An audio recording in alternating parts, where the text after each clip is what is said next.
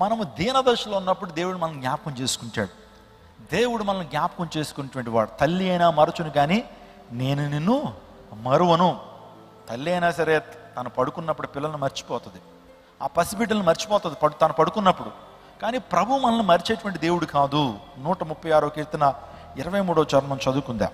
మనము దీన దశలో ఉన్నప్పుడు ఆయన మనల్ని జ్ఞాపకము చేసుకొనెను. ఆయన కృప నిరంతరముండును. అదేవిధంగా యెషయా గ్రంథం 49వ అధ్యాయము 1వ వచనం కూడా చదువుదాం. The book of Isaiah 49 chapter verse 1. ద్వీపములారా నా మాట వినుడి, దూరమునున్న జనములారా ఆలకించుడి. నేను గర్భమున పుట్టగానే యెహోవా నన్ను పిలిచెను. తల్లి నన్ను ఒడిలో పెట్టుకున్న మొదలు ఆయన నా నామము జ్ఞాపకము చేసుకొనెను. చెప్పండి, ఆయన మన నామం అంటే ఏంటి? దేవుడు మన పేరును ఆయన జ్ఞాపకం చేసుకునేనట. స్తోత్రం చెప్పండి, హల్లెలూయా. తల్లి గర్భంలో పిండముగా ఉన్నప్పుడే దేవుడు మనల్ని ఎరిగేటువంటి వాడు. అంటే మీరు చూడండి, తల్లి గర్భంలో పిండానికి ఆ జీవం వచ్చినప్పుడు దాని సైజు ఒక గోధుమ గింజని 1000 భాగాలు చేస్తే ఒక వంతు భాగం నీది నాది. తల్లి గర్భంలో ఆ జీవం వచ్చినప్పుడు ఆ సైజు దేవాదేవుడు అప్పుడే మనం జైగోటుగా ఉన్నప్పుడే, ఆ చిన్న కణంగా ఉన్నప్పుడే కొన్ని కోట్ల కణాలు పురుషుని యొక్క శరీరంలోంచి స్త్రీ యొక్క అండాశయంలోకి వెళ్ళినప్పుడు సుమారుగా చాలా వాటిని మన యొక్క స్త్రీ శరీరంలో ఉన్నటువంటి తెల్ల రక్త కణాలు, ఎర్ర రక్త కణాలు పురుషులను చూస్తున్న ఆ కణాలను ఏం చేస్తాయంటే చంపేస్తాయండి. కేవలం ఒక్క కణం మాత్రమే ఆ స్త్రీ అండాశయాల్లోకి వెళ్ళి నిజంగా ఫలదీకరణ చెందినప్పుడు ఒక జీవం అనేది ప్రపంచంలోకి ఆవిర్భించబడుతుంది. మిగతా వాటినన్నింటినీ కూడా స్త్రీ శరీరంలో ఉంటే ఎర్ర రక్త కణాలు, తెల్ల రక్త కణాలు చంపేస్తాయి. కానీ ఒక కణం మాత్రమే వెళ్ళి అక్కడ మళ్ళీ డెవలప్ అవుతూ ఉంటుంది.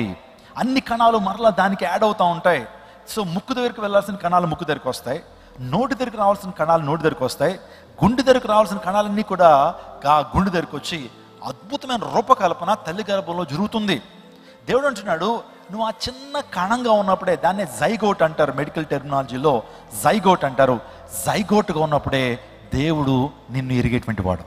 దేవుడు నిన్ను తెలుసుకుంటాడు. ఆ టైంలో ఉన్నప్పుడే అంత గొప్ప జ్ఞానం కలిగినటువంటి దేవుడు నీ నామాన్ని ఆయన మరువడు.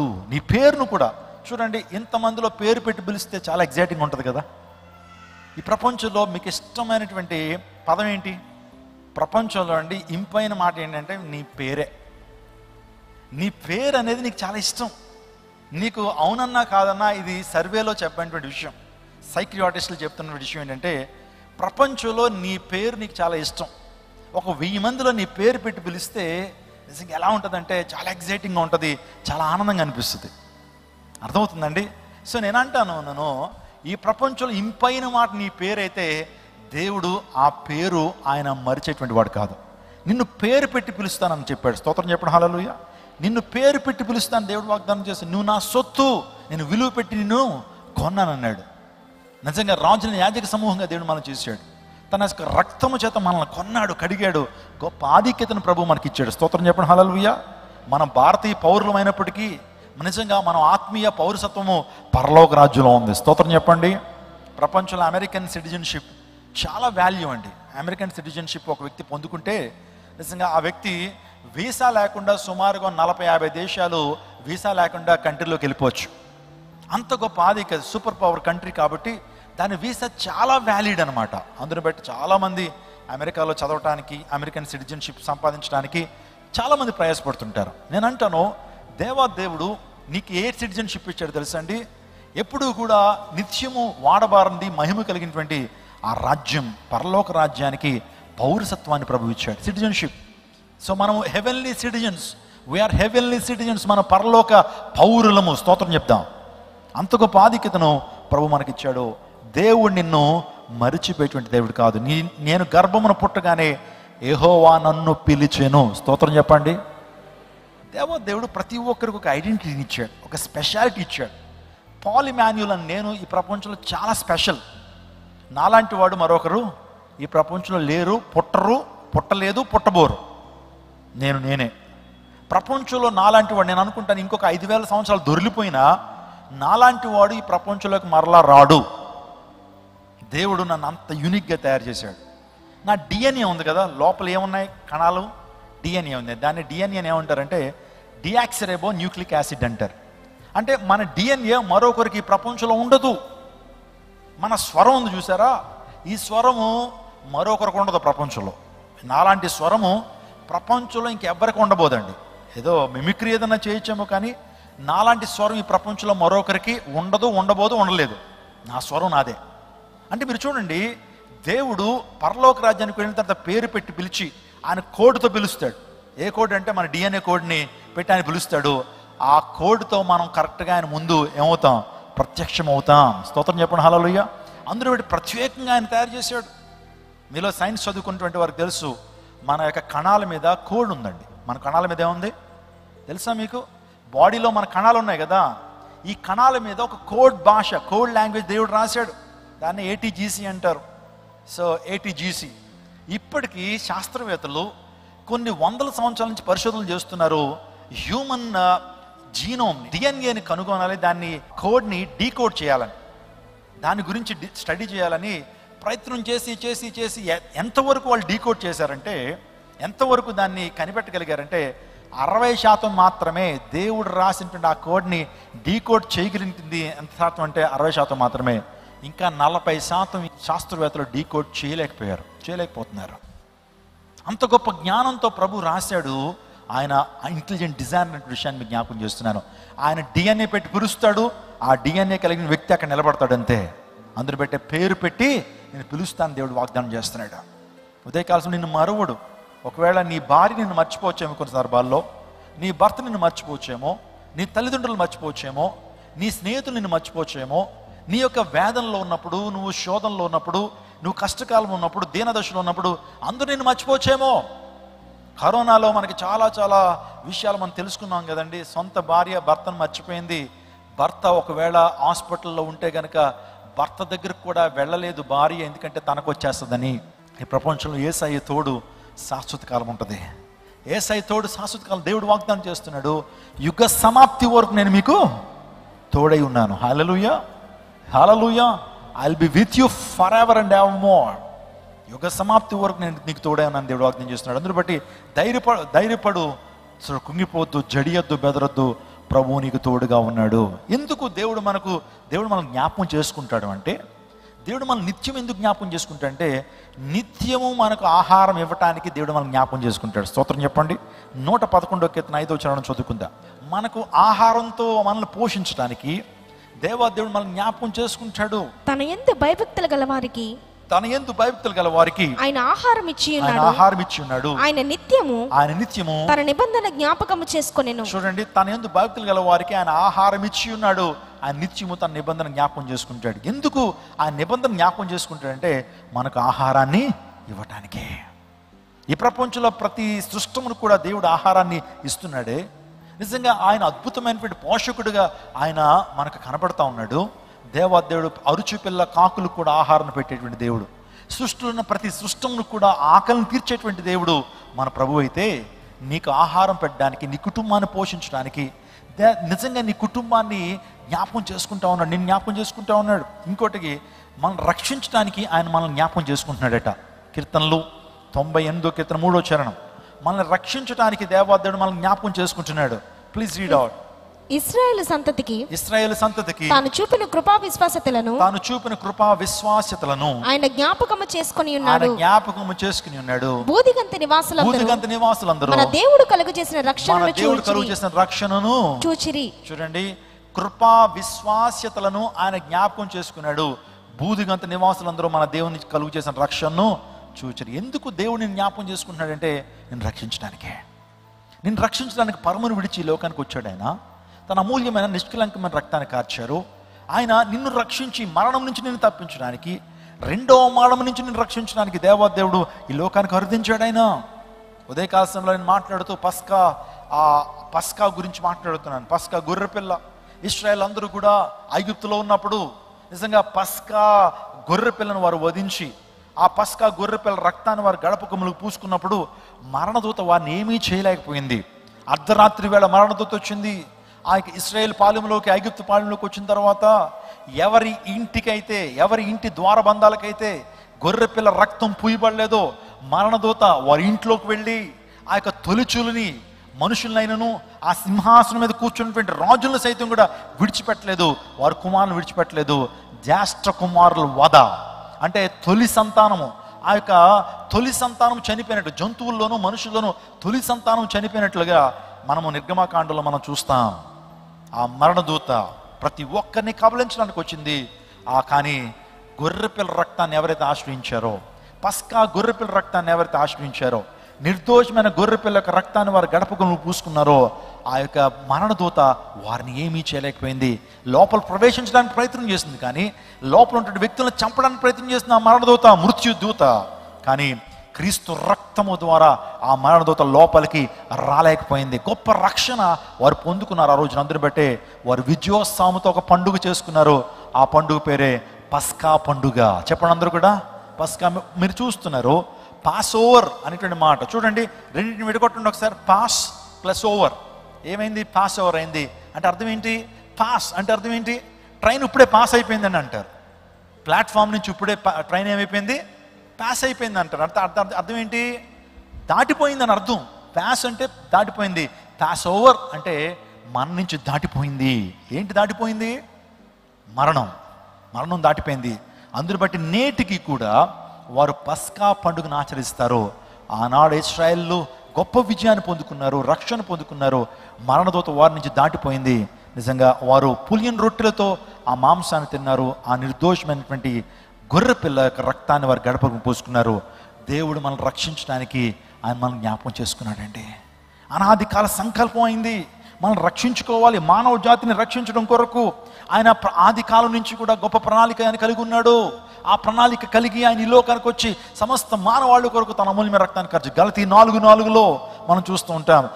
అయితే కాలము పరిపూర్ణమైనప్పుడు దేవుడు తన కుమారుని పంపెను. ఆయన స్త్రీ కాలము పరిపూర్ణమైనప్పుడు, in his appointed time, in his due time, in his exalted time, in his proper time. మీరు అనుకుంటారా యేసుక్రీస్తు ప్రభు ఈ లోకానికి వచ్చింది ర్యాండమ్గా వచ్చేసాడు అనుకోవద్దు. ఆయన కాలం పరిపూర్ణమైనప్పుడు రైట్ టైంలో యేసు ప్రభు ఈ లోకానికి వరదించాడు. ఇప్పుడు వస్తే పరిస్థితి ఎలా ఉండేది? ఆయన యేసుక్రీస్తు ప్రభు 2000 సంవత్సరాల క్రితం కాకుండా ఇప్పుడు వచ్చుంటే వేరే రకంగా ఉండేది. ఇంకొద్ది ముందు వచ్చేస్తుంటే ఎలా ఉండేది అంటే సువార్త అందరికి అందేటువంటి పరిస్థితులు కాదు. నేను సందర్భాలు చెప్పాను. నేను ఆ టైంలో యేసు ప్రభు వారు పుట్టేటువంటి కాలంలో అప్పటికే గ్రీకు సామ్రాజ్యపు అధినేత అలెగ్జాండర్ ది గ్రేట్ ప్రపంచం అంతా కూడా తిరిగి గ్రీకు భాషను ఎక్కువ ప్రాచుర్యంలోకి తీసుకొచ్చాడు. ఇప్పుడు ఇంటర్నేషనల్ లాంగ్వేజ్ ఏంటి? అంతర్జాతీయ భాష ఇంగ్లీష్ వస్తే ఏ దేశానికైనా వెళ్ళిపోవచ్చు కదా. మనం ప్రపంచవ్యాప్తంగా మాట్లాడేది ఇంగ్లీష్. ప్రపంచవ్యాప్తంగా మంచి చలామణిలో ఉన్నటువంటి కరెన్సీ డాలర్. ఏ దేశానికి వెళ్ళినా డాలర్ ఇస్తే చాలు, అదేం చేయబడుతుంది? అది మారిపోతుంది. సో ఇంగ్లీష్ భాష ఎక్కడికి వెళ్ళినా సరే చలామణి అవుతుంది. కానీ యేసుక్రీస్తు ప్రభు వారు పుట్టక క్రితము అంటే అలెగ్జాండర్ ప్రపంచవ్యాప్తంగా ఆల్రెడీ అనేక దండయాత్రలు చేసి అనేక దేశాలను జయించి ఆ గ్రీకు భాషను బాగా ప్రాచుర్యంలోకి తీసుకొచ్చాడు. ప్రభు వచ్చిన తర్వాత ఆయన సువార్త ఏ భాషలో రాయబడింది చెప్పండి? మత్తయి, మార్కు, లూకా, యోహాన్లు యేసుక్రీస్తు ప్రభు యొక్క సువార్తను ఏ భాషలో రాశారు? అందరూ చెప్పాలా? గ్రీకు భాష. స్తోత్రం చెప్పండి, హల్లెలూయా. సో ఏ టైంలో ప్రభు వచ్చాడంటే గ్రీకు భాష ఆల్రెడీ ప్రపంచవ్యాప్తంగా అంతటికి పరిచయం అయినప్పుడు, అందరికీ ఆ భాష తెలిసినప్పుడు, యేసు ప్రభు రైట్ టైంలో వచ్చినప్పుడు సువార్త చాలా ఈజీ అయిపోయింది. స్తోత్రం చెప్పండి. అనేక దేశాలకి సువార్త ప్రాకిపోవడానికి కారణం ఏంటంటే Jesus came to this world in a right time, in a proper time. అందుని బట్టి కాలం పరిపూర్ణమైనప్పుడు తండ్రి దేవుడు తన కుమారుని ఈ లోకానికి పంపించాడు. అంటే రక్షణ వెనకాల చాలా ప్రణాళిక ఉంది. ఇక్కడ మాట్లాడుతాం, రక్షణ కలుగు చేయటం కొరకు దేవుడు మనల్ని జ్ఞాపకం చేసుకున్నాడండి. నిన్ను రక్షించాడు. ఈరోజున నిన్ను రక్షించడానికి పాపం నుంచి, పాపపు దాస్యం నుంచి, నీ శాపం నుంచి, నిత్య నరకాగ్ని గుండం నుండి, రెండవ మరణం నుంచి దేవాదేవుడు మనల్ని తప్పించి రక్షించినందుకు నిజంగా దేవుని మనం స్తుతించబద్ధులమై ఉన్నాం. ఇంకో మాట నేను ముందుకు వెళ్తాను. 1000 తరముల వరకు జ్ఞాపకం చేసుకుంటాడట. స్తోత్రం చెప్పండి. 1000 తరముల వరకు దేవుడు మనల్ని జ్ఞాపకం చేసుకుంటాడని దేవుని లేఖనం సెలవిస్తూ ఉంది. నేను జ్ఞాపకం చేసుకుంటాను, నిన్ను మరువను, నిన్ను విడవను, ఎడబాయనంటే మనకు అనుక్షణము భయమే. దేవుని వాగ్దానం మనం స్వతంత్రించుకోవడానికి కారణం, దేవుని వాగ్దానం స్వతంత్రించుకోవడానికి కారణం ఏంటంటే అవిశ్వాసం. అవిశ్వాసము ద్వారా దేవుని వాగ్దానం మనం స్వతంత్రించుకోలేకపోతున్నాం. విశ్వాసంతో పాటు మన జీవితంలో తీర్మానం కూడా అవసరం. చాలా జాగ్రత్తగా వినండి. Come on church, look at me please, everyone please look at me. So మీ జీవితాల్లో వాగ్దానము మీరు పొందుకున్నారు, right? Isn't it? On 31st December you all received the promise. అందరికీ వాగ్దానాలు ఉన్నాయి కదా? చూపించండి అంటే బైబిల్లో లటక్మని తెస్తారు అందరూ కూడా, ఇదిగోండి పాస్టర్ గారు నాకు వాగ్దానం అని. ఆ వాగ్దానం జీవితంలో ఎప్పుడు నెరవేర్చబడుతుందంటే ప్రతి వాగ్దానం దగ్గర ఒక తీర్మానం ఉంటుంది. ప్రతి వాగ్దానం నెరవేర్చబడడానికి ఒక తీర్మానం ఉంది. ఆ తీర్మానం ఎప్పుడైతే నువ్వు తీసుకుంటావో నీ జీవితంలో వాగ్దానం నెరవేర్చబడుతుంది. దేవుడు వాగ్దానం చేశాడు, దేవుడు వాగ్దానం చేశాడు. ఏంటో తెలుసు? చూడండి, వాగ్దానం నీ జీవితంలో నెరవేర్చబడాలంటే తీర్మానం చాలా ప్రాముఖ్యం. సో దేవుని వాక్యం దగ్గరికి నువ్వు వచ్చినప్పుడు దేవుడు సమస్తము నీ కలుగు చేస్తాడు. ఆయన మొదట ఆయన రాజ్యాన్ని, నీతిని వెతుకుడు, మీకు అవన్నీ అనుగ్రహించబడతాయి. నువ్వు వాక్యాన్ని నువ్వు అనుసరించకుండా, దేవుని దగ్గర రాకుండా వాగ్దానాలు నెరవేర్చబడాలంటే తీర్మానం లేకుండా నీ జీవితంలో వాగ్దానాలు నెరవేర్చబడవు. ఇది దేవుని వాక్యం చెప్తున్న సత్యం. ఇది ఒక మాట నేను చెప్పనివ్వండి, మీ జీవితాల్లో కూడా దేవుని వాక్యం దగ్గరికి రండి, నిజమైన సత్యవాక్యం దగ్గరికి రండి, అద్భుతాలు దాని వెనకాల వస్తాయి. స్తోత్రం చెప్పండి, హల్లెలూయా. దేవుని వాక్యాన్ని వెతకండి, దేవుని వాక్యాన్ని, సత్యవాక్యాన్ని, అపోస్తుల బోధన వెతకండి. ఎప్పుడైతే ఈ వాక్య ప్రకారం మీరు ఎప్పుడైతే జీవిస్తారో ఈ వాగ్దానాలు, పరిశుద్ధ గ్రంథంలో ఎన్ని వాగ్దానాలు ఉన్నాయో చెప్తారా ఎవరైనా? 8,820 promise are there are written in the word of God. దేవుని వాక్యంలో ఇన్ని వాగ్దానాలు ఉన్నాయి. ఆ వాగ్దానాలను స్వతంత్రించుకోవాలంటే నువ్వు దేని దగ్గరికి రావాలా? దేవుని వాక్యం దగ్గరికి రావాలి. దేవుని వాక్యాన్ని నెరవేర్చాలి. నిజ దేవుని దగ్గరికి వచ్చినప్పుడు నీ జీవితంలో వాగ్దానాలు నువ్వేం చేసుకుంటావు? స్వతంత్రించుకుంటావు. You are going to inherit all the promises that God has made in your life. నేను చెప్పాను, ఒక వాగ్దానాన్ని స్వతంత్రించుకోవాలంటే వాగ్దానంతో పాటు తీర్మానం కూడా తీసుకోవాలి. అబ్రహాము దీవించబడ్డానికి కారణం ఏంటి? నేను నిన్ను ఆశీర్దిస్తాను, నిన్ను బహుగా దీవిస్తానని దేవుడు చెప్పడం మాత్రమే కాకుండా నీవు లేచి నీ తండ్రి ఇంటిని, నీ దేశాన్ని విడిచిపెట్టు. ఇప్పుడు ఇక్కడ 2 ఆప్షన్స్ ఉన్నాయి. ఒకటి, గొప్ప ఆశీర్వాదాన్ని పొందుకోవడం ఒక చాయిస్, అనేక జనములకు తండ్రిగా మార్చబడటం ఒక చాయిస్ అయితే, ఇంకొక ఆప్షన్ ఏంటంటే, ఇంకొక థింగ్ ఏంటంటే ఆ దేశాన్ని విడిచిపెట్టడం. ఒక తీర్మానం తీసుకుని ఆ దేశాన్ని విడిచిపెట్టడం. తీర్మానం తీసుకుని ఎప్పుడైతే దేశాన్ని విడిచిపెట్టాడో he has seen great blessing in his life. Come on church, what is the meaning of Abraham? అనేక జనములకు తండ్రి. జనములకు తండ్రి అని అర్థం చెప్పండి. అబ్రహాం అనే మాటకు అర్థం ఏంటి? జనములకు తండ్రి. అనేక జనములకు తండ్రిగా అబ్రహాం పిలువబడడానికి కారణం ఏంటంటే తన జీవితంలో ఒక తీర్మానం తీసుకున్నాడు.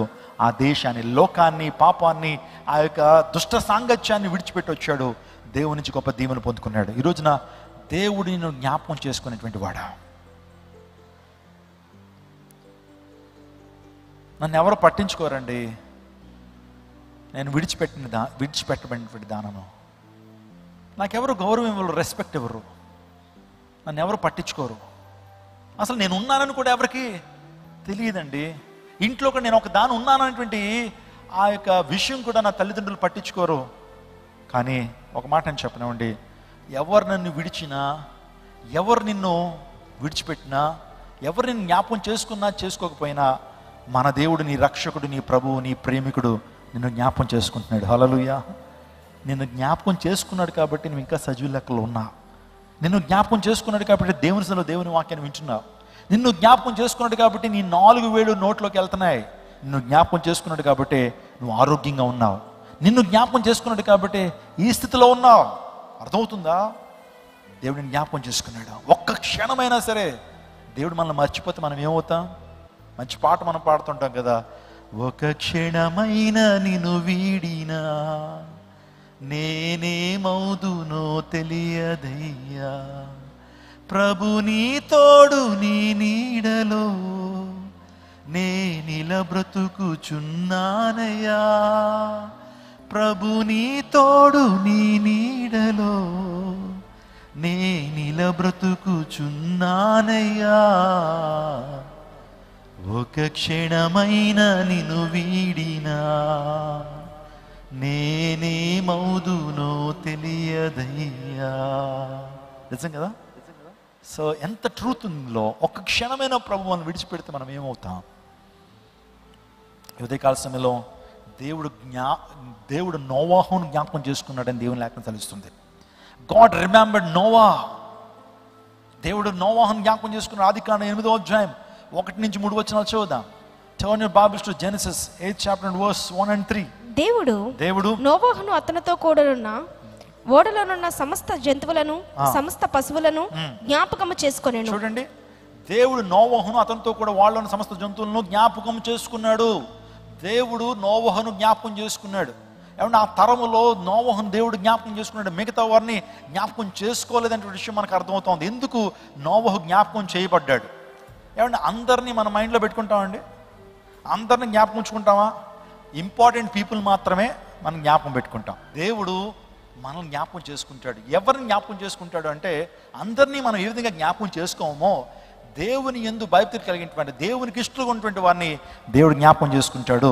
దేవుడు ఎందుకు నోవాహును జ్ఞాపకం చేసుకున్నాడు? ద రీజన్ నెంబర్ 1, నోవాహు దేవునితో నడిచినవాడు. He walk with God. దేవునితో నడిచాడండి, దేవునితో నడిచాడు. రెండోదిగా నోవాహు దేవునికి ఒక బలిపీఠం కట్టాడు. బలిపీఠం కట్టి దేవుని ఏం చేశాడు? ఆరాధించాడు. మీకు అర్థమవుతుందా? దేవుడు మిమ్మల్ని కూడా జ్ఞాపకం చేసుకోవాలంటే మీరు కూడా ఎవరితో నడవాలి? ఎవరితో నడవాలి? దేవునితో మీరు నడవాలి. ఆ తర్వాత నోవాహు దేవునికి బలిపీఠం కట్టాడు. అంటే బలిపీఠం కట్టి దేవుని ఘనపరిచాడు, స్తుతించాడు. అందును బట్టి దేవుడు నోవాహును జ్ఞాపకం చేసుకున్నాడు. ఆ తర్వాత మూడవదిగా నోవాహు గొప్ప సాక్ష్యం పొందినటువంటి వాడు. ఆ తరములో నిందారహితుడు, గొప్ప సాక్ష్యం పొందినటువంటి వాడు. కాబట్టి ఆ దేవుడు నోవాహును జ్ఞాపకం చేసుకున్నాడు. నాలుగవదిగా నోవాహు దేవుని నుంచి నిత్య నిబంధన పొందుకున్నాడు. మీకు అర్థమవుతుంది? ఈ లెసన్ మీకు అర్థమవుతుందా? దేవుడు నోవాహును జ్ఞాపకం చేసుకోవడానికి 4 కారణాలు. 1, నోవాహు దేవునితో కమాన్ చర్చ్ నడిచాడు, అది మొదటి కారణము. రెండోది, నోవాహు దేవునికి బలిపీఠం కట్టాడు, అంటే దేవుని గణపరిచాడు, ఆరాధించాడు. మూడోదిగా నోవాహు తన జీవితంలో సాక్ష్యం పొందినటువంటి వాడు, గొప్ప సాక్ష్యం పొందినటువంటి వాడు. నాలుగోదిగా నోవాహు దేవుని నుంచి నిత్య నిబంధన పొందుకున్నాడు. ఈ 4 ఎవరైతే కలిగి ఉంటారో దేవుడు వారిని కూడా నిత్యము జ్ఞాపకం ఉంచుకుంటాడు. స్తోత్రం చెప్పండి. అపాయ దినముల్లో కూడా దేవుడు వారిని జ్ఞాపకం చేసుకుంటాడు. జలప్రళయంలో దేవాదేవుడు నోవాహును జ్ఞాపకం చేసుకున్నాడు. ఈ తరంలో నీవే నీతిమంతుడిగా కనబడుతున్నావు కాబట్టి నేను నిన్ను రక్షిస్తానని దేవాదేవుడు ఆ జలప్రళయం నుంచి నోవాహును తప్పించాడు, రక్షించాడు. ఈ రోజున ఈ 4 కార్యాలు నువ్వు చేయగలుగుతావా? దేవునితో నడవటానికి ఇష్టపడుతున్నావా? దేవునికి ప్రతిరోజు కూడా ఒక బలిపీఠం కట్టి దేవుని గణపరుస్తావా, ఆరాధిస్తావా? మంచి సాక్ష్యాన్ని పొందుతావా? మంచి పేరును ప్రభు నుంచి పొందుకుంటావా? ఆ తర్వాత ప్రభు నుంచి నిత్య నిబంధన పొందుకునేటువంటి వారు జ్ఞాపకం చేసుకొనబడతారు. స్తోత్రం చెప్పండి. పిచ్చి పిచ్చి వాళ్ళని అందరం జ్ఞాపకం చేసుకోండి. మనం ఏమండి ఈ మైండ్లో అందరిని జ్ఞాపకం చేసుకుంటామండి. రోజు కలిసిన వాళ్ళందరినీ ఫోన్ నెంబర్లు, వాళ్ళ జీవిత చరిత్రలు అన్ని జ్ఞాపకం. ఇంపార్టెంట్ పీపుల్ మాత్రమే ఈ మైండ్లో జ్ఞాపకం చేసుకుంటాం. అంటే దేవుని భక్తులు గల వారి జీవితాల్లో దేవుని రక్తం చేత కడగబడినటువంటి వారిని దేవుడు జ్ఞాపకం, ఉగ్రత దినముందు దేవుడు వారిని జ్ఞాపకం చేసుకుంటాడు. స్తోత్రం చెప్పండి. అతడు నన్ను ప్రేమించున్నాడు కనుక నేను అతన్ని తప్పించదును, అతడు నా నామ ఎరిగిన వాడు కనుక నేను అతన్ని ఘనపరచదను. 91 కీర్తనలు 12వ చరణంలో చూస్తా. కాబట్టి నోవాహును దేవుడు జ్ఞాపకం చేసుకున్నాడు. ఇంకొక మాట, ఇస్సాకును దేవుడు జ్ఞాపకం చేసుకున్నాడు అండి. ఇస్సాకును దేవుడు జ్ఞాపకం చేసుకున్నాడు. అబ్రహాం బలి ఇవ్వటానికి మోరియా పర్వతం మీద తీసుకెళ్ళినప్పుడు ఇస్సాకును దేవుడు జ్ఞాపకం చేసుకున్నాడు. ఆ టైంలో జ్ఞాపకం చేసుకోకపోతే ఇస్సాకు పరిస్థితి ఏమయ్యేది? ఏ టైం అది చెప్పండి? ఏ టైం అది? అబ్రహాం కరెక్ట్గా బలిపీఠం మీద తాళ్ళు కట్టి ఎవరిని ఎక్కించాడు? ఇస్సాకుని ఎక్కించాడు. ఎక్కించి అప్పటికి అడుగుతానే ఉన్నాడు ఇస్సాకు, ఎక్కడో కొట్టేస్తుంది మనోడికి, నానా నిప్పుంది, ఆ తర్వాత ఏముంది, నిప్పుంది, కత్తుంది, బలిపీఠం ఉంది, ఏదైనా గొర్రెపిల్ల లేదని ముందు నుంచి అడుగుతా ఉన్నాడు. అప్పుడు అబ్రహాం ఏం సమాధానం చెప్తున్నాడు? ప్రభు చూసుకుంటాడు లేరా, ప్రభు చూసుకుంటాడు లేరా, యెహోవా ఈరే ఈరే అని చెప్పుకుంటూ వస్తున్నాడు. చివరికి కొండెక్కిన తర్వాత మనోడు కాళ్ళు కట్టేస్తున్నాడు. ఏమంటే అర్థం చేసుకుని పిచ్చోడా ఇస్సాకు? 25 సంవత్సరాలు యవనస్తుడు ఇస్సాకు. అర్థం కానిటువంటి పిచ్చోడు కాదు. Is not a lunatic. అతడు పిచ్చోడు కాదు. Is not a mad fellow. జ్ఞానం కలిగినటువంటి వాడు ఇస్సాకు. అర్థమైంది, దేవుడు నన్ను కోరుకుంటున్నాడు, నా తండ్రి దేవునికి దానం అర్పించడం కొరకు కాళ్ళు కడుతున్నాడు అని విధేయత చూపించిన ఇస్సాకు జ్ఞాపకం చేసుకోబడ్డాడు. స్తోత్రం చెప్పండి. హల్లెలూయా, హల్లెలూయా. చర్చ్, ఒక విషయాన్ని గమనించండి. మీ జీవితంలో ఇస్సాకు జ్ఞాపకం చేసుకోబడ్డానికి కారణం చెప్తున్నాను. ఇస్సాకు పొలం వెళ్ళి సాయంకాలం వేళ ధ్యానం చేసేటువంటి వ్యక్తి. విధేయత చూపించేటువంటి వ్యక్తి, దేవుని వైపులు కలిగినటువంటి వ్యక్తి. నిజంగా పరిశుద్ధ గ్రంథంలో ఏకపత్ని పురుషుడు ఎవరు ఉన్నారంటే ఇస్సాకే. ఏకపత్ని పాత నిబంధన కాలంలో పాలిగామిని పాత నిబంధన కాలంలో ఎంకరేజ్ చేసింది. అంటే బహుభార్యత్వం పాత నిబంధన కాలంలో ఉంది. కానీ ఆ టైంలో కూడా ఇస్సాకు ఏకపత్ని పురుషుడిగా ఉన్నాడు, పరిశుద్ధిని కాపాడుకున్నాడు. నిజంగా తన జీవితంలో దేవునికి ఇష్టడుగా ఉన్నాడు కాబట్టి ఇస్సాకు జ్ఞాపకం చేసుకునబడ్డాడు. కత్తి అయితే ఎప్పుడైతే అబ్రహాం ఎత్తాడో నిజంగా అది ఇంకా మెడ మీద పడేటువంటి సమయంలో కరెక్ట్గా దేవుడు ఇస్సాకును జ్ఞాపకం చేసుకున్నాడు. ఇక్కడి నుంచి మనం నేర్చుకోవాల్సింది ఏంటి తెలుసా? God will remember you in right time. Praise the Lord. God will remember you in the right time. దేవుడు తగిన కాలం ముందు జ్ఞాపకం చేసుకుంటాడు. స్తోత్రం చెప్పండి హల్లెలూయా. అందును బట్టే నూతన నిబంధనలో దేవుడిని తగిన కాలం ముందు నిన్ను హెచ్చించినట్లు ఆయన బలిష్టమైన చేతుల కింద దీన మనస్కులుగా ఉండు. దేవుడు తగిన కాలం ముందు in his appointed time, in his due time, in his right time God will remember you. దేవుడిని జ్ఞాపకం చేసుకుంటాడు. తగిన కాలం దేవుడు జ్ఞాపకం చేసుకుంటాడు. ముందు జ్ఞాపకం చేసుకోడు, తర్వాత జ్ఞాపకం చేసుకోడు. రైట్ టైంలో దేవుడు జ్ఞాపకం చేసుకుంటాడు. స్తోత్రం చెప్పండి హల్లెలూయా. యోసేపు మీదకి నింద వచ్చింది. ఏ నిందో తెలుసా? యోసేపు మీదకి మహాభయంకరమైన నింద వచ్చింది. ఆ దేశంలో పోతీఫర్ భార్య ఒక కేసు వేసింది. ఎవరి మీద? ఏ కేసు తెలుసండి? రేప్ కేసు వేసింది. ఏంటి? నన్ను రేప్ చేయడానికి వచ్చాడు అని చెప్పి కేసు వేసింది. వేస్తే తీసుకెళ్ళి ఎక్కడ పడేశారు? ఆ చెరసాల్లో పాడేస్తే ఆల్రెడీ ఇద్దరు నేరస్తులు అక్కడ ఉన్నారు. ఎవరంటే పానదాయకుల అధిపతి, భక్ష్యకారుల అధిపతి. వాళ్ళిద్దరు ఏదో నేరం చేశారు, రాజుని చంపేద్దాం అనుకున్నారు, మనకు తెలియదు. ఒకడేమో లిక్విడ్, అంటే రాజుకి లిక్విడ్ పోసేవాడు, అంటే డ్రింక్ పోసేవాడు. ఇంకోటి ఫుడ్ పెట్టేవాడు. మరి ఎక్కడ జరిగిందో తెలియదు, ఏదో ఫుడ్ పాయిజన్ అయిపోయింది. ఇద్దరిని తీసుకెళ్ళి పాడేశారు. ఇద్దరిని తీసుకెళ్ళి రాజుని చంపేయడానికి వీళ్ళిద్దరు ఏదో కాన్స్పిరసీ, కుట్ర ఏదో పన్నారని చెప్పి జైల్లో పాడేస్తే ఆ టైంలో దేవుడు కరెక్ట్గా యోసేపుని జ్ఞాపకం చేసుకున్నాడు. హల్లెలూయా. జ్ఞాపకం చేసుకుని వాళ్ళిద్దరికి కల వచ్చింది. ఎవరికి? పానదాయకుల అధిపతికి, ఫుడ్ ఇన్ఛార్జ్కి, డ్రింక్ ఇన్ఛార్జ్కి ఇద్దరికి కల వస్తే ఆ కలభావం ఎవరు చెప్పారు? ఉదయం లేచి తలపట్టుకుంటున్నారు. ఒరే నాకు రాత్రి ఒక కల వచ్చిందిరా, ఆ కళకు భావం ఏంటో తెలియట్లేదు, కానీ చాలా మీనింగ్ఫుల్ కలరా అంటున్నాడు. నాకు కల వచ్చింది అని ఇద్దరు కూడా తల పట్టుకుని ఇద్దరు కూడా ఏమవుతున్నారు? ఒకటి తల ఒకటి పట్టుకుని కొట్టుకుంటున్నారు. ఆ టైంలో ఎవరున్నారు? ఇక్కడ అదే సెల్లో, అదే జైల్లో యోసేపు ఉన్నాడు. యోసేపు ఉన్నప్పుడు ఏంటి సోదరా, ఏంటి పరిస్థితి అంటే, కల వచ్చింది, కలభావం అర్థం కావట్లేదంటే దేవుడు నాకు గొప్ప తలాంతి ఇచ్చాడు, కలభావాలు చెప్పేటువంటి గొప్ప తలాంతి ఇచ్చాడు. ఏంటి నీ కళ విప్పు అన్నాడు. ఏదో పొడుపు కదా ఇప్పమన్నట్టు. వెంటనే కళను ఎప్పుడైతే విప్పుగానే చెప్పేశాడు, బాబు నువ్వు 3 రోజులు నువ్వు పోతావయ్యా, నీకు వచ్చిన కళ్ళను బట్టి. భక్ష్యకారుల అధిపతి నువ్వు చచ్చిపోతావయ్యా, రాజుగారిని నేను ఏం చేస్తాడు? ఉరేసేస్తాడు. కానీ పానదాయకుల అధిపతి you have a good news, నువ్వు ఏం చేయబడతావు? మళ్ళా రాజు దగ్గరికి వెళ్ళి ఉన్నతమైన స్థానానికి పోతావయ్యా, ఉన్నతమైన స్థితిలోకి వెళ్ళిపోతావు అని చెప్పేటప్పటికి కరెక్ట్గా యోసేపు చెప్పిన కలభావ ఆధారంగా భక్ష్యకారుల అధిపతిని ఏం చేశారు? ఊరేసేశారు. పానదాయకుల అధిపతిని మళ్ళా రాజ్యానికి వెళ్ళాడు, రాజు దగ్గరికి వెళ్ళాడు. నిజంగా యోసేపు దగ్గరికి వచ్చి, నిజంగా నువ్వు ఎంత సహాయం చేసావు అయ్యా, నీ చెప్పిన కలభావం చాలా గొప్పది, నువ్వు దేవతల జ్ఞానం కలిగినటువంటి వాడని చాలా పొగిడాడు. పొగిడిన తర్వాత యోసేపు అన్నాడు, పొగడతలన్నీ పక్కన పెట్టు కానీ రాజుకు నా గురించి చెప్పయ్యా, వాస్తవానికి తప్పు చేయలేదయ్యా, నేను వాస్తవానికి తప్పు చేసేటువంటి వ్యక్తిని కాదయ్యా, నా మీద రేప్ కేసు ఎలా పడిందో తెలుసా? అన్యాయంగా పడింది, వెళ్ళి నా గురించి చెప్పయ్యా అని అంటే వెళ్ళిపోయి అక్కడికి వెళ్ళిపోయి మర్చిపోయాడండి. ఏమైపోయాడు? యోసేపు అప్పుడు ఎంత బాధపడి ఉంటాడు, వీడికి ఎంత మేలు చేస్తే కనీసం రాజుకు ఒక మాట చెప్పలేకపోయాడే అని అనుకున్నాడు. కానీ అలా మర్చిపోవడం కూడా దేవుని చిత్తమే. స్తోత్రం చెప్పడం హల్లెలూయా. కొన్ని సందర్భాల్లో నీ జీవితం మేలు కలగపోవటం అనేటువంటిది, నీ జీవితంలో ప్రజలు నిన్ను మర్చిపోవడం అనేది కూడా దేవుని చిత్తమే. దేవునికి ఒక తగిన కాలం ఉంది. ఆ తగిన కాలం ఉంది. కరెక్ట్గా రాజుకు వచ్చిందండి కళ. వస్తే రాజు ఏమో జుట్టు పట్టుకుంటున్నాడు. ఈ కళ గొప్ప భావగర్భితమైన కళ, కానీ ఈ కలభావం నాకు అర్థం కావట్లేదు అని తల పట్టుకున్నాడు. పక్కన ఎవడున్నాడు? పానదాయకుల అధిపతి. అంటే అతను ఎంగిల్ చేస్తేనే కానీ రాజు తాగడు. అంత గొప్ప స్థానంలో ఉన్నటువంటి వ్యక్తి ఆ ఇష్యూతో అందరికి వచ్చినప్పుడు అప్పుడు జ్ఞాపకం వచ్చింది. ఎప్పుడు? రాజు యొక్క సమస్య వచ్చినప్పుడు, అయ్యా మన రాజ్యంలో అండి దేవుని ఆత్మ కలిగినటువంటి వాడు, దేవతల ఆత్మ కలిగినటువంటి వాడు మామూలు యవనస్తుడు కాదండి. Is not an ordinary young person, ఒక స్పెషల్ అండి వాడు.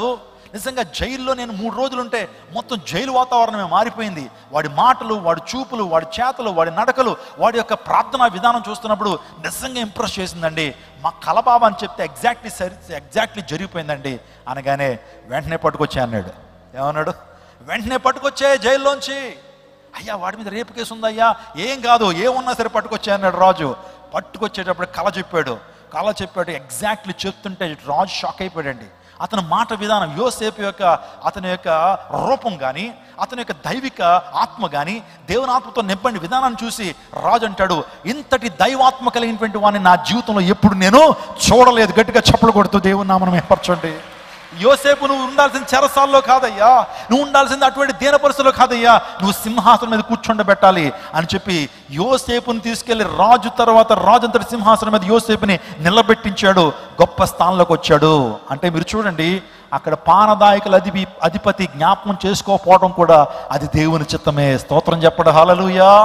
కొన్ని సందర్భాల్లో అనుకుంటున్నావు, దేవునికి ప్రార్థన చేస్తుంటే నాకు ఇంకా జవాబు రావట్లేదే, నేను దేవుని సన్నిధిలో నిందారహితంగా బ్రతుకుతుంటే ఇంకా నన్ను దేవుడు దీవించట్లేదు అని అనుకుంటున్నావు. కానీ God has a best plan upon your life. దేవుడు నీ జీవితం పట్ల గొప్ప ప్రణాళికలు కలిగి ఉన్నాడు. ఊహించు వాటన్నిటికంటే, అడుగు వాటన్నిటికంటే అత్యధికంగా చేస్తాడా లేకపోతే తక్కువగా చేస్తాడా? నువ్వు అడుగు వాటన్నిటికంటే, ఊహించు వాటన్నిటికంటే అత్యధికంగా చేసేటువంటి వాడు మన ప్రభువు. నువ్వు కొంచెం అడగచ్చు, God is making bigger plans on you, God is having bigger plans on you. ఒకవేళ నువ్వు ఒక 20 సెంట్లో 30 సెంట్లో స్థలం అడుగుతున్నావు, కానీ దేవుడు కొన్ని ఏకర్స్ ఆఫ్ ల్యాండ్ నీకు ఇవ్వడానికి ఆయన ప్రణాళికలు కలిగి ఉన్నాడు. హల్లెలూయా. ఒకవేళ నువ్వు ఒక బిడ్డనే కావాలని కోరుకున్నావు, దేవుడు 2 బిడ్డలను ఇవ్వడానికి ఆయన ప్రణాళికలు కలిగి ఉన్నాడు. నీ జీవితంలో ఒక 50,000 జీతాన్ని పొందాలంటే ఆశతో ప్రభు సన్నిధిలో ప్రార్థన చేస్తున్నావు, కానీ దేవుడు ₹1,00,000 జీతం ఇవ్వడానికి ఆయన ప్రణాళికలు కలిగి ఉన్నాడు. హల్లెలూయా. Come on church, హ్యాపీగా అందరూ చప్పట్లు కొట్టండి ఒకసారి. God has a plan and purpose in your life.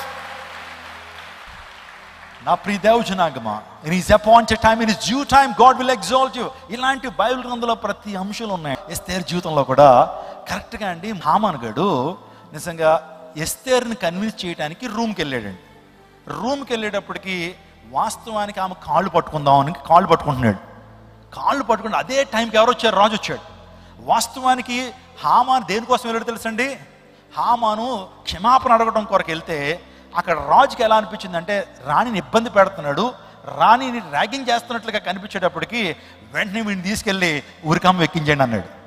అంటే మీరు ఆలోచన చేయండి, అదే టైంకి రాజు రావటం ఏంటి, అదే టైంకి ఆ హామాను ఎస్తేర్ యొక్క కాళ్ళు పట్టుకుని ఒక అంతే మంచి బిహేవియర్తో కనిపించినట్టు ఆ రాజు కనిపించేటప్పటికి తీసుకెళ్ళి నూరేసి అన్నాడు. ఎవరిని? హామాను. రాజు అంతటి తర్వాత రాజు, కానీ భారీ విషయంలో అసలు తట్టుకోలేకపోయాడు. ఎవరు? రాజు. అంటే మీరు ఆలోచన చేయండి, ఇవన్నీ కూడా కోఇన్సిడెన్స్ కాదు, ఇవన్నీ కూడా అలా జరుగుతున్నవి కాదు. దీని వెనకాల గాడ్స్ విల్ ఉంది, దేవుని యొక్క ప్రణాళికలు ఉన్నాయి. స్తోత్రం చెప్పండి హల్లెలూయా. నీ పట్ల కూడా దేవునికి ఒక ప్రణాళిక ఉంది. ఒకవేళ నువ్వు ఫెయిల్యూర్ అయ్యావా, దేవునికి ఇంకా వేరే ప్రణాళిక నీ జీవితంలో కలిగి ఉన్నాడు. ఆయన దేవుడు గొప్ప కృపలోకి నిన్ను నిలబెడతాడు. జ్ఞానవంతురాలు, అందరూ నాతో స్త్రీలందరి మాటలు చెప్పండి. జ్ఞానవంతురాలు. మీరు సరిగ్గా చెప్పట్లేదు. జ్ఞానవంతురాలు తమ ఇంటిని కట్టుకొనును, మూఢురాలు తన ఇంటిని తన చేతులతో పెరికి వేయును. ఒక అమ్మగారి ఇంటికి బంధువులు రాగానే ఒక తాటేకి తీసి టీ వేస్తుందట. అర్థమైందా మీకు? ఒక అమ్మగారట ఇంటికి ఎవరైనా చుట్టాలు రాగానే ఇంటికి తాటేకుతో చేసుకున్నారు వాళ్ళ ఇంటిని, ఒక్కొక్క తాటేకి తీసి టీ వేస్తుందట. కొన్ని రోజులకి ఏమవుతుంది, మొత్తం తాటేకులన్నీ టీ పెట్టేసింది, ఇంక వర్షం నేరుగా పడిపోతా ఉంది. అంటే చాలామంది తమ ఇంటిని తామే పాడు చేసుకుంటారు. వారికి ఉన్నటువంటి కోపంతో, వారికి ఉన్న ఇగోతో, వారికి ఉన్నటువంటి ఆ యొక్క సాధింపుతనంతో భర్తను పోగొట్టుకుంటారు, భర్త ప్రేమను పోగొట్టుకుంటారు, కుటుంబాన్ని నాశనం చేసుకుంటారు చాలామంది. అందుని బట్టి స్త్రీలారా, జ్ఞానంతో ఏం చేయాలి? ఇంటిని కట్టాలి. నేను మార్నింగ్ పిచ్చుక గురించి మాట్లాడుతున్నాను. పిచ్చుక తన ఇంటిని చాలా జ్ఞానంతో కడుతుంది. ఎప్పుడన్నా మీరు చూడండి పిచ్చు గూడును, చిన్న పక్షే. సో ఆ చిన్న పక్షి అయినప్పటికీ తన యొక్క జ్ఞానంతో ఇంటిని కడుతుంది. ప్రతి స్త్రీ కూడా జ్ఞానంతో ఇంటిని కట్టాలి. స్తోత్రం చెప్పండి. ఇటుకలు, సిమెంటు, ఆ తర్వాత ఐరన్, ఈటులతో కాదు, జ్ఞానంతో ఇంటిని కట్టాలి. స్తోత్రం చెప్పండి హల్లెలూయా. నీ జీవితంలో ఏదన్నా అపశృతి దొరికినా, నీ జీవితంలో ఏదైనా ఫెయిల్యూర్ వచ్చినా, ఆ ఫెయిల్యూర్ని బట్టి కృంగిపోద్దు. దేవునికి ఆ ఫెయిల్యూర్ని అప్పగించు. ఆ ఫెయిల్యూర్నే దేవుడు సక్సెస్ఫుల్గా మారుస్తాడు. ఆ ఫెయిల్యూర్నే దేవుడు స్టెప్పింగ్ స్టోన్గా మారుస్తాడు. నీ జీవితంలో వేరే తలంపిచ్చి ఉన్నతమైన స్థానాన్ని దేవుడు నడుపుతాడు. స్తోత్రం చెప్పండి హల్లెలూయా. అందుని బట్టే బైబిల్ నుంచి వచ్చింది, failures are the stepping stone for success. Failures are the stepping stone for success. దేవుడు ఇస్సాకును జ్ఞాపకం చేసుకున్నాడు. అంటున్నాడు, నేను నువ్వు ఈ చిన్నవాడిని అక్కడికి వెళ్ళి దేవునికి మొక్కేదము అని మాట్లాడుతున్నప్పుడు తన జీవితంలో ఇస్సాకు జ్ఞాపకం. నేను ముగింపులోకి వస్తున్నాను. చాలా విషయాలు ఉన్నాయి కానీ నేను ముగింపులోకి వస్తున్నాను. దేవుడు రాహేల్ని అన్నాను దేవుడు జ్ఞాపకం చేసుకున్నాడు. వారి జీవితంలో గర్భఫలం లేనప్పుడు దేవుడు జ్ఞాపకం చేసుకుని రాహేల్ని దేవుడు జ్ఞాపకం చేసుకున్నాడు. హన్నాను దేవుడు జ్ఞాపకం చేసుకున్నాడు. ఇంకొక మాట నేను చెప్పి ముగిస్తాను. కొర్నేలి ప్రార్థనను, అతని ధర్మ కార్యంలో దేవుడు జ్ఞాపకము. చదువుతారు ఒకసారి ఈ మాటను చదువుకుని ప్రార్థన చేసుకుందాం. అపోస్తలుల కార్యం 10:4-5. అతడు దూత వైపు తేరు చూచి భయపడి ప్రభువా ఏమని అడిగాను. అందుకు దూత నీ ప్రార్థనలు నీ ధర్మ కార్యములను దేవుని సన్నిధికి జ్ఞాపకార్థముగా చేరినవి. కమాన్ చర్చ్, నాతో ఈ మాటలు చెప్పండి. నువ్వు చేసేటువంటి ధర్మ కార్యాలు, నువ్వు వేసేటువంటి కానుకలు, నువ్వు చేసేటువంటి ధర్మ కార్యాలు, నువ్వు చేసేటువంటి ప్రార్థనలు దేవుని దృష్టికి ఎలా వెళ్తున్నాయి? జ్ఞాపకార్థంగా వెళ్తున్నాయి. దేవుని దగ్గర చాలా గ్రంథాలు ఉన్నాయి కదా. ఏమున్నాయి దేవుని దగ్గర? కొన్ని గ్రంథాలు ఉన్నాయి. ఏంటది? జీవ గ్రంథం. అందులో ఎవరి పేర్లు లిఖించబడతాయి? ఎవరి పాపాలు అయితే క్రీస్తు రక్తం చేత కడగబడతాయో వారి పేర్లను దేవుడు ఏం చేస్తాడు? జీవ గ్రంథంలో రాస్తాడు. ఇప్పుడు జ్ఞాపకార్థ గ్రంథం ఉంది. జ్ఞాపకార్థ గ్రంథంలో ఏం రాస్తాడు ఆయన? జ్ఞాపకార్థ గ్రంథంలో దేవుడు రాసి ఏంటంటే, నువ్వు చేస్తున్న ధర్మ కార్యాలు, నీ ప్రార్థనలు, నీ యాచనలు, నీ మంచి కార్యాలన్నీ కూడా దేవుడు ఎక్కడ రాస్తాడు? కొర్నేలి వాస్తవానికి క్రైస్తవుడు కాదండి. కొర్నేలి యూదుడు కాదు, ఒక అన్యుడు, ఒక శతాధిపతి. కానీ ఆ శతాధిపతి చేసిన ప్రార్థన, ధర్మ కార్యాలని ప్రభువు ఏం చేసుకున్నాడట? జ్ఞాపకం చేసుకున్నాడట. కాబట్టి నా ప్రియదేవ జనాంగమా, దేవుడిని జ్ఞాపకం చేసుకుంటాడు. ఒకవేళ దేవుని కోసం ఏదైనా చేసావా? ఒకవేళ పాస్టర్ గారి దగ్గరికి పిలిచి అందరూ గట్టిగా చప్పడగొట్టండి, పలానా సహోదరి దేవుని మందిరం కొరకు ఇంత ద్రవ్యం ఇచ్చారు అని చెప్పకపోవచ్చు. లేకపోతే పలానా సహోదరి కుర్చీల కొరకు ఇంత ధనం ఇచ్చారని దైవసేవకులకు కొన్ని సందర్భాల్లో I may not recognise you, I may not acknowledge you. But ఒక విషయం, దేవుడు నువ్వు చేసిన ధర్మకార్యాన్ని జ్ఞాపకం చేసుకుంటాడు. ఒకవేళ మీరు చూడండి, యేసుక్రీస్తు ప్రభు వారు కానుకలు పెట్టి ఇక్కడ పెట్టాడండి. పెట్టి అందరూ కూడా వచ్చేస్తున్నారు. వేస్తుంటే ప్రభు ఇక్కడే ఉండి కానుకలు పెట్టిదారు ఇలా చూస్తున్నాడండి. ఎవరు వేస్తున్నారు, ఎవరు వేయట్లేదు అని చెప్పి ఇలా చూస్తున్నాడు. అంటే దేవుడు గమనిస్తున్నాడు. యేసు ప్రభు వారు గమనిస్తున్నాడు. కానుక ఎవరు వేస్తున్నారు, ఎవరు వేయట్లేదు, ఎవరు పాంప్లెట్లు చుట్టేసి వేసేస్తున్నారు. ఏమండి, కొన్ని సందర్భాల్లో మీటింగ్స్కి వెళ్తున్నప్పుడు ఆ పాంప్లెట్లు ఉంటాయి కదండి, అవి చుట్టేసి కానుకలు వేసేస్తున్నారు చాలామంది. కానుకల పెట్టులో ఏముంటున్నాయా అంటే ₹10 చిరిగిపోయిన ₹10 నోట్లు, చిరిగిపోయిన ₹5 నోట్లు, ఆ తర్వాత ఫారెన్ కరెన్సీలు. ఏంటండి ఫారెన్ కరెన్సీలు? ఆ కరెన్సీలు ఏంటో మనకు తెలియదు. కొన్ని సందర్భాల్లో ఇలాంటి కరెన్సీలు వస్తూ ఉన్నాయి. అందులో పెట్టే దేవుడు కరెక్ట్గా కానుక పెట్టి దగ్గర ఉండి ఇలా చూస్తూ ఉన్నప్పుడు ఆయన గమనిస్తున్నాడు. ఎవరెవరు ఏ హృదయంతో వేస్తున్నారు, ఎవరెవరు ఎలా వేస్తున్నారు, స్థితి ఉండి కూడా దేవునికి ఏ విధంగా దేవుని ప్రేమిస్తున్నారో చూస్తున్నప్పుడు ఒక పేద విధవరాలండి, పేద విధవరాలు వచ్చి ఆ కానుక బాక్సులు ఎంత వేసిందండి? ఎంత వేసింది? ఎంత ఎత్తే మనకి ఎందుకండి అనొద్దు. ఆ కానుక పెట్టిలో ఆ విధవరాలు ఎంత వేసింది? 2 కాసులు వేయగానే ప్రభు వెంటనే అన్నాడు, ఆమె తన జీవనానంతా కూడా వేసింది. ఏంటి? అప్పుడు వేరే సంఘ పెద్దలు అన్నాడు, నేను అంతకంటే ఎక్కువ వేస్తాను కదా అంటే, లేదయ్యా, అతను ఆమె తన జీవనానంతా కూడా వేసింది. తనకున్నది విశ్వాసంతో వేసింది, విశ్వాసంతో విత్తింది అని ప్రభు తామును అప్రిషియేట్ చేశాడండి. ఎస్, ఈరోజు మన జీవితాల్లో కానుకను మనం చేత్తో పట్టుకుని ప్రార్థన చేయాల్సింది ఏం తెలుసు? ప్రభువా, విశ్వాసంతో ఈ కానుకను విత్తుతున్నాను, నా సంపాదన మీద దీవించండి అయ్యా. విశ్వాసంతో కానుకను విత్తుతున్నాను, దీనికి 100 ప్రతిఫలాన్ని ఇవ్వండి అయ్యా అని చెప్పి ప్రభుత్వంలో విశ్వాసంతో విత్తాలి. కానుక ఎందుకు ఇవ్వాలి తెలుసండి? దేవుని యొక్క రాజ్య విస్తరణ, ఈ మెయింటెనెన్స్ జరగటం కొరకు కాదు, దేవుడిని ప్రేమించిన విధానాన్ని బట్టి. దేవుడు నీ కోసం ఏం చేశాడు? దేవుడు ఆయన పరమును విడిచి లోకానికి వచ్చి నీ కొరకు రక్షణ ఆయన సిద్ధపరిచాడు. ఆయన రుణం తీర్చుకునేటువంటి సమయము కానుకలు, అర్పణలు అర్పించేటువంటి సమయం. అయ్యా, ఇదిగో అయ్యా, నా రుణాన్ని నేను తీర్చుకున్నానని చెప్పి ప్రభు సందులో కానుక వేయటం కృతజ్ఞతతో ప్రభు సందులో కానుక వేసినప్పుడు దేవుడు ఆ కానుకను ఏం చేస్తాడు? ఆశీర్వదిస్తాడు. నీ చేతి పని దేవుడు దీవిస్తాడు. చూడండి, పిల్లలకి మనం కేక్ పెట్టి ఆ బయట నుంచి ఒక మంచి తినుబండారని కొని మీ బిడ్డకి ఇస్తాం, మీ పిల్లోడికి ఇస్తాం. ఇచ్చిన తర్వాత మా డాడీ తెచ్చాడని చెప్పి వాడు గంతులేస్తూ ఉంటాడు. అలా గంతులేసి ఇలా ఓపెన్ చేస్తున్నప్పుడు నువ్వు అడుగుతావు, అరే కొద్ది పెట్టరా అంటావు. అది ఎవరు తీసుకొచ్చారు?